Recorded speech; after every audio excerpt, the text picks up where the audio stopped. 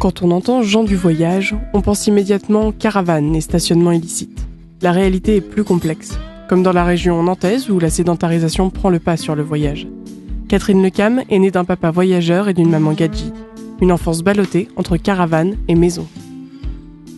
Toute petite, mes parents avaient acheté une maison sur Nantes avant d'avoir des enfants. Et puis mon père, pour son entreprise, partait en déplacement. Donc on a fait le choix de le suivre en caravane de 0 jusqu'à 6 ans. L'école étant un impératif pour mes parents, quand je suis rentrée en CP, on a arrêté tout ce qui est voyage en caravane, sachant qu'on avait le point de chute à Nantes et que du coup, par la suite, c'était maison sédentaire. Sédentaire, Firmin Stimbach est devenu par la force des choses. Aujourd'hui installé dans le quartier du Vieux-Doulon, cet ancien journalier a décidé de ne pas choisir. Entre respect de la culture et intégration urbaine, sur son terrain cohabitent caravane et cabane de fortune. Je suis né dans une roulotte à chevaux. J'ai venu au monde dans une roulotte à chevaux.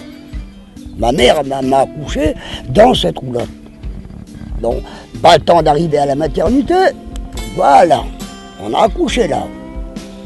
Je suis né là-dedans. Comment vous voulez que je me sépare d'une caravane? C'est impossible. Toute ma vie, j'ai 69 ans, toute ma vie, j'ai habité là-dedans. J'ai toujours vu mes caravanes devant moi. Je ne peux pas me séparer d'une caravane. Qu'on me mette n'importe où dans la plus belle maison, il me faudra une caravane devant moi pour que je la voie. Depuis 2009, Yvette et Antoine Elfrich sont propriétaires d'un terrain, aux Sorinières. Pourtant, durant 5 ans, ils ont préféré vivre sur l'aire d'accueil de la commune. Depuis, ils ont troqué leur caravane pour un mobil-home. Un changement de situation contesté par la mairie et la justice. On est malade.